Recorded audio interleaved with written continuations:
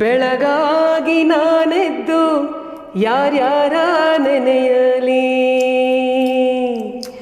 ಬೆಳಗಾಗಿ ನಾನೆದ್ದು ಯಾರ್ಯಾರ ನೆನೆಯಲಿ, ಎಳ್ಳು ಜೀರಿಗೆ ಬೆಳೆಯೋಳ, ಎಳ್ಳು ಜೀರಿಗೆ ಬೆಳೆಯೋಳ ಭೂಮ್ತಾಯಿ, ಎದ್ದೊಂದು ಘಳಿಗೆ ನೆನೆದೇನ, ಎದ್ದೊಂದು ಘಳಿಗೆ ನೆನೆದೇನ. ನಮಗೆ ಅನ್ನ ಕೊಡುವಂತಹ ಭೂಮಿ ತಾಯಿ ರೈತನನ್ನು ನೆನೆಸ್ಕೊಂಡು ಬೆಳಗಿನ ಆಹಾರ ಅಥವಾ ನಮ್ಮ ಮಧ್ಯಾಹ್ನ ಆಹಾರ ಯಾವಾಗ ತಿಂದ್ರೂ ನಮ್ಮ ರೈತನ ನೆನೆಸ್ಕೋಬೇಕಾಗಿದೆ.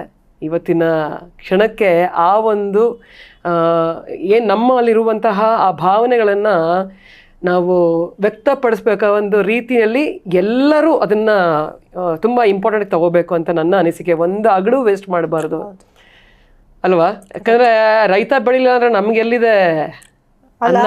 ನಾವು ಶೋನು ಮಾಡಂಗಿಲ್ಲ, ನಾನು ಕರೆಯಕ್ಕೆ